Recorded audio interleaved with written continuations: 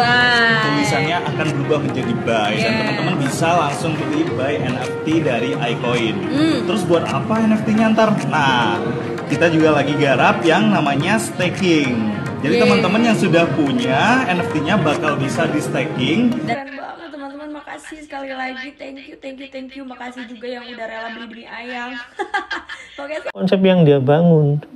Tapi kalau memang tujuannya memang pada saat dulu itu cuma ngambil uang, mamerin proyek ngambil uang, dan memang nggak mau bertanggung jawab atas proyek-proyek itu, ya kemungkinan besar banyak orang yang akan dendam dan akan mendoakan dia buruk. Ini ya saya nggak tahu ya, cuma kemungkinan besar, karena pada prinsipnya orang yang merasa dihianati, dizolimi atau merasa dicurangi, biasanya itu kan mengucapkan sumpah serapah yang nggak tahu ya gimana. Walaupun cuma nanti bilang, wah jangan nyumpahin orang, nanti ini. Ya tapi kan nggak bisa dibatasin sumpah itu.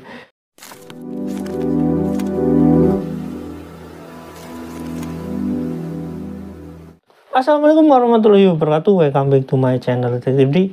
Ya teman-teman, kita udah lama nggak ngomongin iCoin ya. Ini tentang ya hubungannya dengan Wirda Mansur karena dia pemiliknya. Nah teman-teman, ini karena saya ngobrolin ini terkait dengan berita baru sebenarnya yang dirilis oleh beberapa media luar negeri yang berkaitan dengan ya kripto kayak gitu loh. Nah, tapi sebelum kita ngomongin itu, kita lihat dulu deh ini tentang iCoin ya. Saya coba cek kembali iCoin, tapi kita lihat dulu deh videonya yang Wirda Mansur ya. Ini. Nah, sekarang kita lagi mau preview NFT marketplace yang iCoin yang bakalan rilis kapan, Kak? Minggu depan di website kita. Nah, tapi sebelum itu, buat teman-teman yang masih megang iCoin versi 1, bisa kalian swap ya, bisa kalian convert ke iCoin versi 2 di website-nya kita. iCoin. Nah, jadi kalian yang masih megang iCoin versi 1 bisa di swap di sini ya ntar. Nah, kemudian ini untuk preview e-market kita atau NFT marketplace kita. Nah, ini sekarang tulisannya masih coming soon ya. Tulisannya masih coming tapi soon. Minggu depan insya Allah udah bisa di-buy. Tulisannya akan berubah menjadi buy. Dan teman-teman bisa langsung beli buy NFT dari iCoin.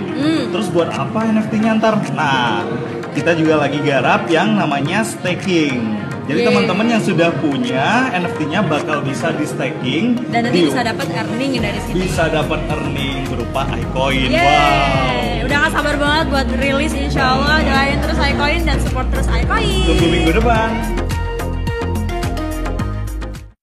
Oke, itu videonya teman-teman, itu tentang stalking ya. Jadi pada saat sebelum ya beberapa waktu yang lalu dia memberikan penawaran lagi stalking kayak apa ya, semacam pembayaran yang harus diinvestasi gitu. Jadi karakter yang memang nantinya bisa dijual gitu, atau apa ya, kalau karakter itu dipakai dia dapat earning gitulah, intinya seperti itu.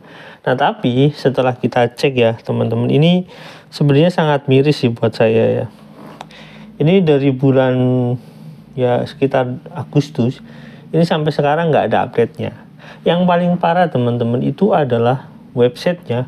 Website iCoin ini saya cek ini sekarang udah ya nggak ada, alias kemungkinan besar maintenance-nya itu nggak beres, artinya mungkin nggak dibayar domainnya.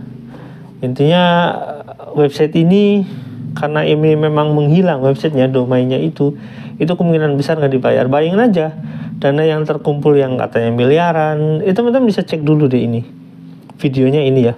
100 hardcap dalam waktu 5 jam. 5 jam doang. Keren banget teman-teman. Makasih sekali lagi. Thank you. Makasih juga yang udah rela beli demi ayang.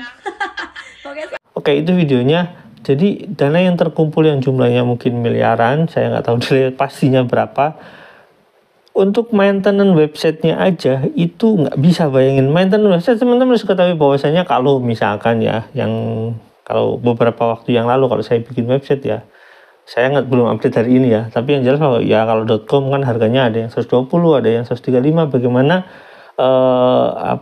para penjual domain ini berpromo lah intinya, tapi harganya nggak jauh beda, sekitar segitulah.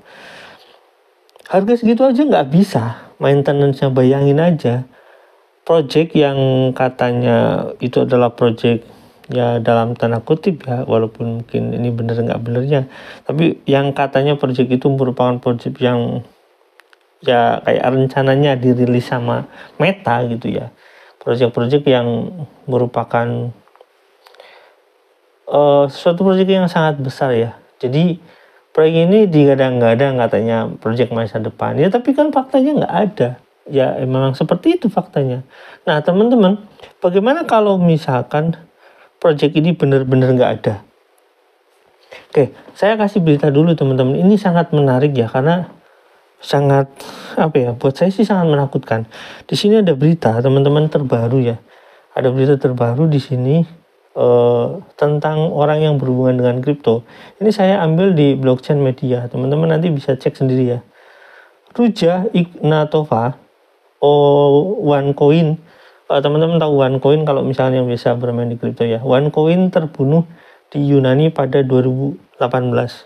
Nah teman-teman, si perempuan ini, si Ruja Ignatova ini katanya menghilang, dicari-cari sama Interpol sama FBI itu. Ternyata 2018 menurut bocoran informasi di sini telah meninggal. Nah yang anehnya teman-teman, yang membunuh katanya jaringan mafia. Ya saya nggak mau bacakan detail ya, yang jelas katanya yang membunuh ini jaringan mafia yang bekerja sama dengan dia. Nah tapi terlepas daripada berita ini benar atau enggaknya, tapi mengerikan sekali kalau itu terjadi ya. Nah tapi apakah kalau misalkan itu nggak terjadi pembunuhan, apakah nggak mengerikan? Sebenarnya kalau misalkan sampai merugikan orang lain di sini, ya tetap aja mengerikan teman-teman. Di sini juga ada berita ya. Polisi sita rekening kripto milik tersangka trading Viral Blaze. Nah ya, ini ada beberapa yang menurut saya mengerikan ini kalau misalkan sampai mengecewakan banyak orang ya. Di sini ada misteri kematian 3 bos kripto dalam waktu berdekatan. Nah teman-teman,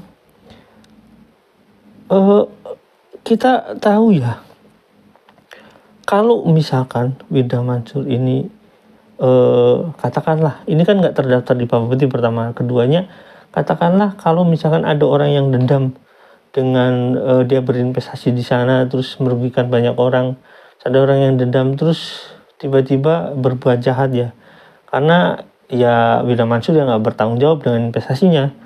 Ya mudah-mudahan sih nggak terjadi ya, cuma mengerikan sekali kalau sampai kejadiannya seperti orang-orang yang tadi gitu, kayak Ratu Kripto tadi yang misalkan katanya dibunuh 2018. Ada juga teman satu lagi ini yang di berita di sini, orang yang memang meninggal aneh gitu ya, orang yang meninggal aneh akibat terjadi akibat apa ya, kayak sesuatu yang aneh gitu, yang nggak masuk akal gitu ya. Vian Selivas Taran meninggal dalam kecelakaan helikopter. Jadi apa ya? Kalau misalkan pun nggak terjadi hal seperti itu, terus apa ya, orang yang telah berinvestasi, orang banyak, jumlahnya banyak di sana ya, berinvestasi di sana itu akan apa ya?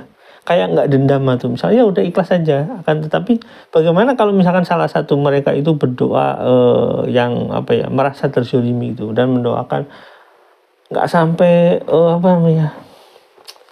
berarti mendoakannya itu kayak mudah-mudahan kena kutukan atau apalah kayak gitu, apalagi sampai nanti mendoakannya di neraka jahanam gitu. Apa orang tuanya ini nggak khawatir gitu ya dengan konsep yang dia bangun, katanya dia seorang ustadz, orang katanya yang anaknya seorang hafiz Quran katanya, tapi faktanya seperti itu teman-teman, ngeri kan?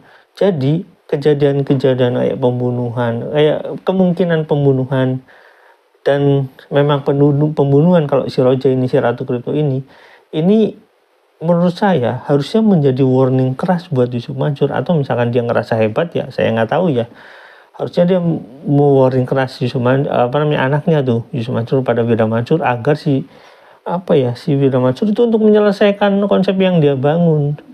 Tapi kalau memang tujuannya memang pada saat dulu itu cuma ngambil uang, mamerin proyek ngambil uang, dan memang nggak mau bertanggung jawab atas proyek-proyek itu, ya kemungkinan besar banyak orang yang akan dendam dan akan mendoakan dia buruk.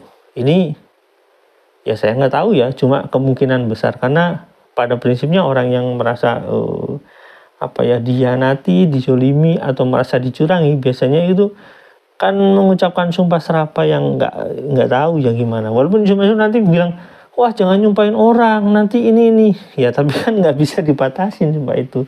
Kayak sampai di sini ya teman-teman.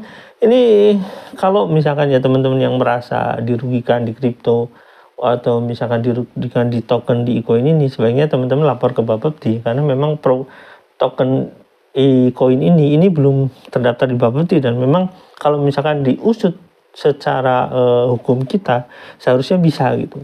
Oke, sampai di sini jangan lupa like, subscribe, dan komen, jangan lupa juga share. Wassalamualaikum warahmatullahi wabarakatuh. Bye.